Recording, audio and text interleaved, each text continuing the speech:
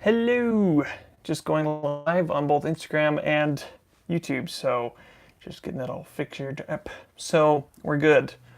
Hi. Hello. We have two lives. We have two cameras going, so it's kind of exciting. So those that are hopping on either one, welcome. And if you're on right now, you probably are watching a replay because most people don't jump on that fast. That's fine, because I don't myself. Oh, guys, it has been a while since I've done anything live, so it's kind of fun. So when you see me going back and forth between things, I've got two cameras going. So anyway, so those that are watching on Instagram, this will be on YouTube right afterwards. I'm going to post it. So you're not going to miss anything. So today I'm going to be talking about how a lot of times when we start campaigns, we do the same thing we always do. Everyone always has this preconceived notion of what how campaigns are supposed to start. And I mean, it's not a bad thing to have certain tropes thrown in, but it can be a little bit boring, I guess, to do that. Hello, people that are coming on. It's nice to see you. Hello. And one of my favorite things is to create things, to create campaigns. So if you see my, YouTube stuff, if you see my Instagram stuff, wherever you're coming from, it's the same type of idea. I love writing stuff. So, I mean, if you're hopping on, please say hi, but if not, I'm still going to keep going. So I will answer questions about halfway through. So, or maybe not at all. We'll see. It's been a long time, guys. It's been a long time coming. I've been meaning to do this for a long time. That's what I'm saying.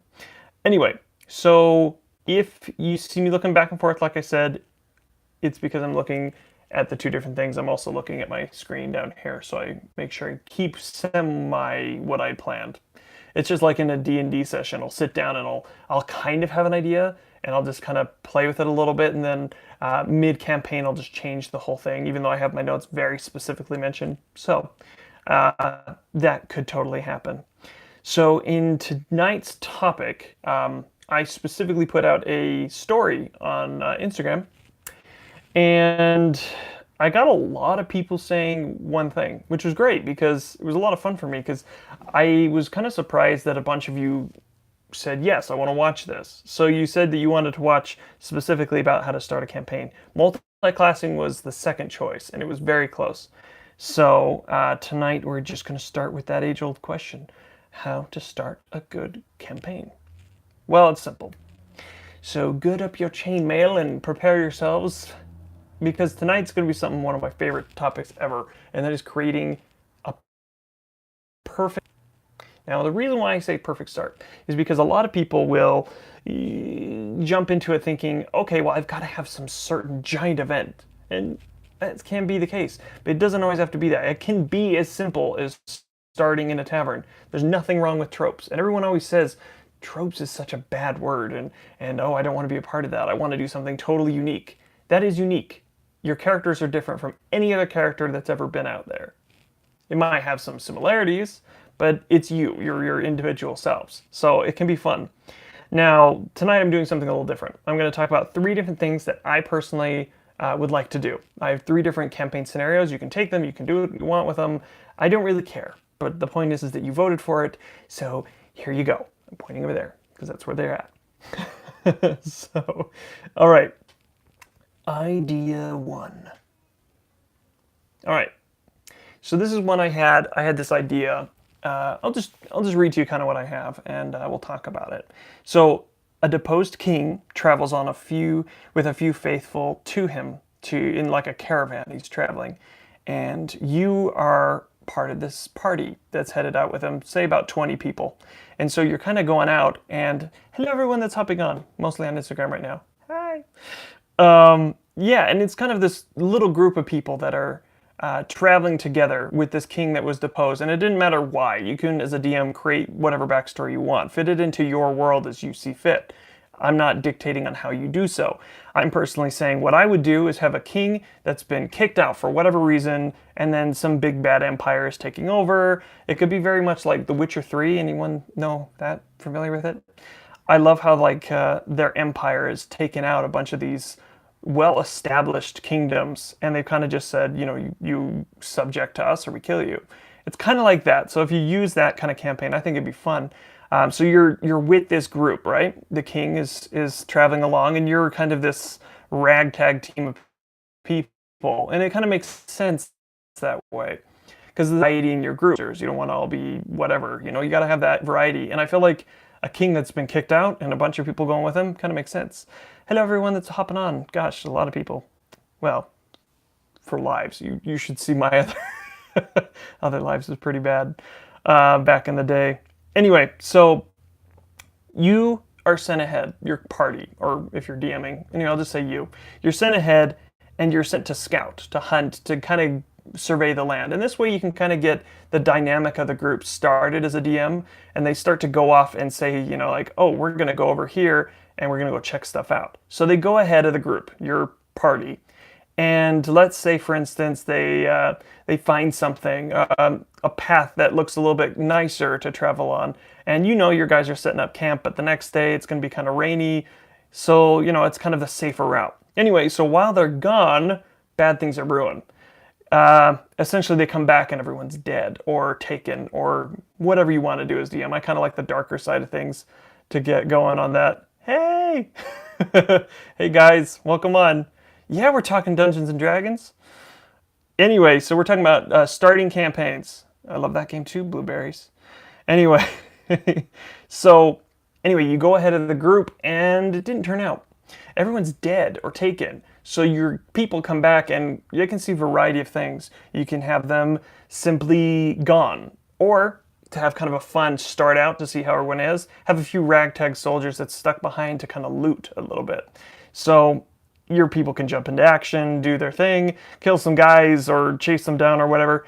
And upon searching, I would say if they roll high enough that they see something that kind of dictates whether they can continue following this group or kind of just stick around and search. I would say that if they search hard enough, they find that there's this kind of like this note that says something from they weren't supposed to keep. It was like half burned or something one of the soldiers picked up. But it kind of mentions a little bit of a demon lord or something that had attacked and sent them on. It's like this cult that follows them. It's kind of what I was thinking with that. And that way they can kind of get involved. Hold on, I'm going to answer a question. It says, do you find it easier to start a group with an assumed history, or do you like allowing them to attempt to reconcile with party conditions through RP? I kind of like to have assumed history in certain aspects because it gets pretty hackneyed where you get like a group that's like, we don't know each other. We met at a bar and let's all go fight the monsters together for some reason. Our backgrounds don't really mix well, but now we're just going to jump right in. It can be good and it can be fun, but maybe one or two party members have some kind of assumed history. I kind of like that whole camaraderie that's already there, like your friends already would have a fun way. Maybe one of the people can be like an outcast that kind of comes along with the group. And it depends on you, but I kind of like that myself. That's what I would. Welcome. It's weird to say hello, YouTube. By the way, YouTube's over here, Instagram's over here. So that's why I'm looking. Those that are watching replay, I already know this. Anyway, now I don't believe in railroad. People kind of stick away from that term, but it is an easy thing to do as a DM. You've created this well-crafted party and this You've created this scenario for the party to go into, and then they go the opposite direction, and it kind of kills the power behind your whole story. It doesn't have to. So I kind of like the whole. So maybe for instance, they have these guards that are still going through the corpses, stealing all of your friends' stuff. These people that you would have known, and then all of a sudden you're in this situation where you're like, okay, now what do we do? And as a DM, you're like, well, here's some clues, but what if they don't find them? It happens all the time. Anyway, that could be a whole different live, and I think I might have talked about it already. But so let them make the story, is I guess what I'm kind of trying to say, because a lot of the times when we're trying to force a story on someone, they get bored of it, like real fast. When you're telling someone, hey, there's only one direction to go, and then I'm going to punish you. I mean, that's just bad DMing. And it really storytelling too, because if you want that, I listened to someone recently, the DM, you might as well just go write a book. Just save someone else some time, let someone else DM. But being a DM is making mistakes, and people that you're with that are friends, they're going to know that, and it's okay. Anyway, in this scenario, I'd say maybe, for instance, let them chase them down. Even if you know that as a DM, you know that if they chase these guys down, because they're probably starting low level, so you don't want them to just get killed, but don't kill them and don't punish them for doing something like that. Because being an adventurer, being part of this, they're going to go chase these guys down most of the time because people want action. So they chase these people down and then boom, they maybe get captured. They get ambushed and maybe knocked out. Don't kill them right away. It's just stupid. Unless one of them goes absolutely insane and doesn't listen to you all. In that case, make an example of him. Don't do that. All right, I got something. Couldn't agree more. Okay, hold on. Instagram is funny, but you things immediately. Couldn't agree more. Half the fun is letting yourself as a DM get surprised by the new players introduced by going somewhere you didn't expect. So true. And half of it is like mental gymnastics. As a DM, prepare all at once. It just can't happen, guys. It can't happen that they're going to follow your route. And if they do, pretend it was your route anyway. It's my little tip of the day. Anyway, so say for instance they get caught, they get sold into slavery, or they have a jailbreak. Make it kind of like this huge thing where they're trying to escape from these guys, and then they find this camp, and or they find the camp and they win. I mean, sometimes dice are just not fair, and sometimes they're just overly fair, and you guys they get slaughtered. And they end up finding like a sacrificial knife to some demon lord that they realized, oh, okay, so it's specifically someone behind this. It's not just a group of crazy bandits that killed our king and our friends. It's a specific demon lord that sent them to do that. Boom, you've got this protagonist and antagonist, people that are ready to fight. You've got these bad guys that are in their way. And it doesn't mean they have to go right now. They don't have to do it right this second. A lot of this is something that builds up through a campaign, and you can find a fun way to do it. But personally, I think idea one, it's a pretty fun way to start. Kind of having this king that's been, taken out, and he can't be king anymore, and he's just an exile. And so his loyal people come with him that are left of this great battle or whatever, or just exiled with him, and then they die, and then now it's your job to fix it. Or get revenge. Revenge is always good. Idea two. So, the court wizard, who is a mysterious man, I kind of think like a Merlin, but crazier. Like, I'm talking about Arthur, like Arthurian lore. He consults the bones, and you are all found and brought before the king. It's another king story, right? Your party is selected to bring justice to a rogue breaker. Sounds pretty easy, but it's not. Because we all know what Oathbreakers can do. It's pretty intense. He's basically pillaging the countryside. The way I thought of it is kind of like the mountain in Game of Thrones. Some of you might have seen it. Anyway, I was thinking like you and your band are differently talented, and they've been kind of picked by this wizard who's kind of divine, saying they have a destiny, which is kind of a good way to jump your people into a story, to be like, we may not know each have assumed history, is when maybe they don't know each other at all. Maybe they've seen the roads and the streets of the city that they're in, but they didn't have any idea, but they get summoned by the king to show up, and then all of a sudden he's like, yeah, you got to go do this because our wizard said you can. And it's like, what? Wizard? And the reason why they would do it, and the whole thing is motivation, because a lot of the times we just kind of assume we're all going to travel together, but if you think history and background and what you've created as a player, suddenly you're just like thrown into, okay, here's a prime example. A rogue who is a maverick, goes off on his own, does his own thing all the time, but all of a sudden starts hanging out with paladins and a bunch of clerics or whatever group you're in. It doesn't make sense. So find a fun way to kind of stick them together, rather than just be like, we're going to fight this one monster together. We met in a tavern, and now we're staying together for years. It's not likely that would actually be a thing that would happen. Unless there's like some really good camaraderie and type thing. It just doesn't seem likely. So I feel like if you have something that binds you, something mystical, something more compelling, it makes it come together.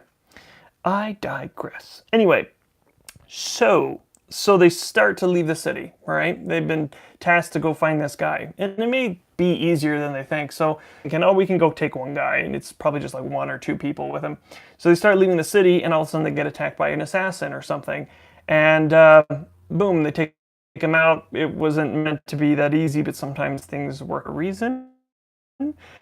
They find in, like, if they search him, maybe they find like a little paper that descriptions very on them. So how is it that the court wizard was able to cause intrigue, guys? Make it seem like even if it doesn't go anywhere, the DM always, always, always, always, always have little mystery you kind of just like put in front of them. Even if you don't know what that is, plan for it after you've done it, because that would be bad DMing if you just kind of threw something out there for them and never used it again. But really, if fly, which is something I do quite frequently, is immediately afterwards say I did it. Hello, thanks for jumping on. I appreciate anyone that's watching replays too, because I mean it's me. I'm just some guy in some room, so I appreciate it. Yish. Anyway, so I mean, your whole idea is, at this point as a DM, I guess I'll give the characters time to get a good idea of the surrounding areas, tell them different cities. A lot of times a DM will just say, you are in the city, and great, that's fine. But what's in the surrounding area? Because if you don't give them areas to go in, they'll just kind of be like, well, we're here, so we'll go down the road. But then if you don't give them background to the whole area, and I'm not talking about, you know, Tolkien-esque describing the grass around you. I'm not saying that. I'm saying those descriptions are great. But if you're not providing substance to the world, like real breathing,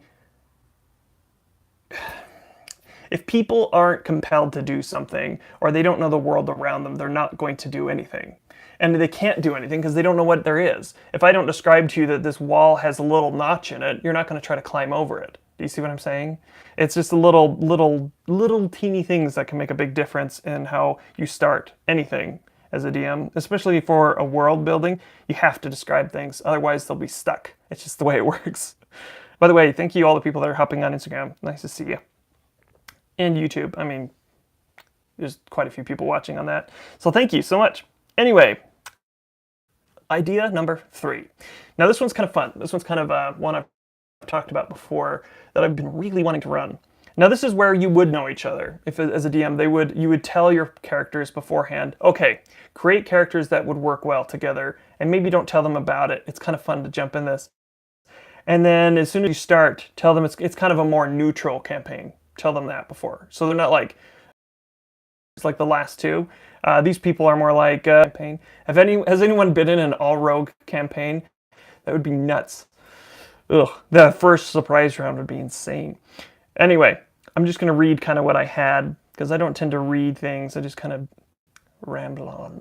Anyway, you are a company of smugglers. You've got a bit of a gang, and you smuggle enchanted, stolen weapons down a long river stretch to a human, dwarf, elven city, and you sell to the highest bidders.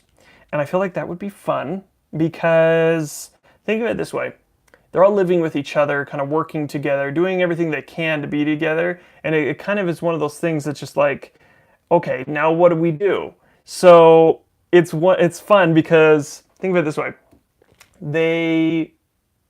What are simple things about a bank heist? Or those movies that you watch that have those drastically plot twisting moments.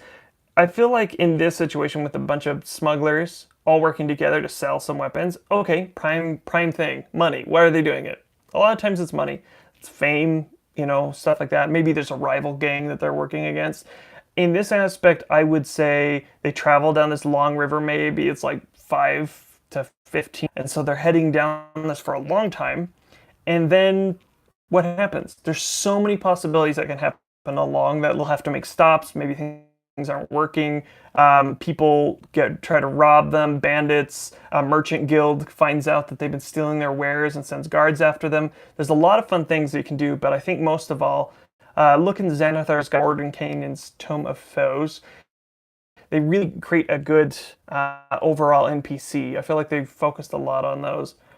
Create really good villains and rivals, because having a good villain and rival is so key to creating a good story. If you get your characters to really, really hate someone, I mean, like really hate someone, It's so good when they get that moment where they get to either defeat them in battle or find a way to get past them. And I wouldn't say no way. Think of it like in I don't know. I mean, there's so many instances with rivals. I mean, games. I mean, I know it's kind of funny. Pokemon Red was one of my favorite games growing up on the Game Boy. And I loved fighting against my rival. When he would show up, I'd be like, yes, I gotta fight him again. But if you beat him and he was done, it's not much of a rival. It's more of just like a one-time occurrence. But you create someone that continually just is there all the time to just be a burr in the side. Maybe he's kind of an informant. Maybe he was a friend of yours and kind of has started a rival thing. I think that'd be a fun way to start a group, and really, yeah, I mean, you could still be varied classes. You could be, whatever, a ranger that's kind of fallen into this group, a fighter, a sorcerer, whatever. You could all go into this group and still have a very pivotal role in this, and it would be so fun. Pass without a trace, sneaking past guards, bribing officials, being a bard or something in this group. There's so many fun things and rare item. I feel like that one would be a lot of fun to run, and maybe a one-off. Maybe your party gets destroyed. I don't know. It'd be kind of a fun. What's it called? It's kind of like in a Western when everyone dies at the end. Spoilers, guys. Watch Westerns, everyone dies. I swear. If you know one that doesn't end that way, I mean, most people do. Anyway, I digress. The whole thing is there's many ideas. There's a lot of big brawls you could do, big exciting moments to start in, and everyone does things their own way, and there's no really wrong way to do it as long as you're having fun, and as long as you're letting your players and characters really roam the world and become part of it. Because the whole idea is to start well. It's to start perfectly as a group, to understand the give and take of being part of a group, and letting them, as a DM, know where you kind of stand with rules, with letting them enjoy themselves, because a lot of people feel like they have to cater to certain people, and I feel like as a DM, you just let that happen naturally. It's going to be a lot better if you just let your players have fun.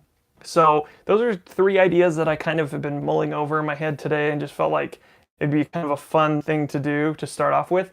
If you'd like that, I can do more of those in the future. I would be more than happy to take suggestions. What fun ways have you started in your campaigns? I really like to hear your personal stories. So in any comment below, whether it's in whatever, in YouTube. By the way, Instagram, it's going to be off in like 24 hours.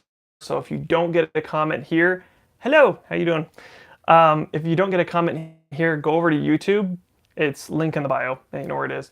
And comment below your favorite start of your campaign and kind of share with each other, because I like to personally read them and I'll write them down a lot of times too. So it's a lot of fun. So those that are hopping on, YouTube's over there. So Instagram's over here. Anyway, thank you so much for watching. You could have been doing anything tonight. You decided to sit down with me. I appreciate that. And as always, as I always say, may our roles always be natural ones, just not natural ones. Hello, someone's saying something. Hold on, I'm going to read this. One thing that I found that helps is to start an in media res, throwing the characters together into a dire situation that necessitates cooperation. Yes, yes. Why is there only 2 people here? I disagree with the lack of viewers. Yeah, it's a Friday night, and it's me. No, it's okay. My lives have always been where people kind of filter in and out, and then they watch later, and that's totally fine. It's never been my most popular thing, but I kind of like to hang out with you guys. And if you want me to do this only 2 of you on each side, that's fine. I don't care. I kind of like hanging out with you guys. I mean, I'll do songs for you, and I'll do weapons and stuff, but it's fun. I mean, I like to do it. So if you like to be here, please be here. I appreciate it on either side of the media. I don't get to do these things much. I work all day. Probably I hit that mic and it probably is super loud over there. I work all day and then I do stuff all night for you guys. So it's fun. Thank you very much. Thanks for watching. I appreciate it. I would read all the comments in the Instagram thing, but they're just saying nice things to me. So, and I don't like reading too much about myself. If you didn't know, I'm actually an introvert, so this is always difficult for me Thanks, man. I appreciate your inspiration and the effort you put into it. Have a swell night. Thank you so much, Dustin. I appreciate you on my other lives back in the day. So those that have stuck with me for like a long time when I still was like a teeny little baby, which I still am in the grand scheme of things. I'm just a little guy. So anyway, I appreciate you all very much. I really do. Couldn't say it enough. So I'm going to do some stuff in the future. It's going to be posted on Instagram. Those that are on YouTube, go check out my Instagram. It's just Natural1Official. It's really easy to find. That's where I'm at all day, every day. So if you kind of feel like you miss content here, because I don't talk much on here, because I wish I could post like more words rather than just like, I think YouTube is lacking in that. I feel like if you could post pictures and words, that would be nice. Anyway, because they'll listen to me. Yes, you did a song for me, and I love it. Thank you again for that. Yeah. I remember. It was a lot of fun. One of my most recent ones. I've got some more I'm going to record tonight, and then kind of an audiobook thing, so we'll see how that goes. I've said enough. I love you guys. I appreciate you. I said that too, so I'm going to try to end these at the same time. How do I do that? Up there. Anyway, love you guys. I'll see you soon, and this will be up for 24 hours, you guys, and then this will be up indefinitely. So if you want to comment, go over there. Anyway,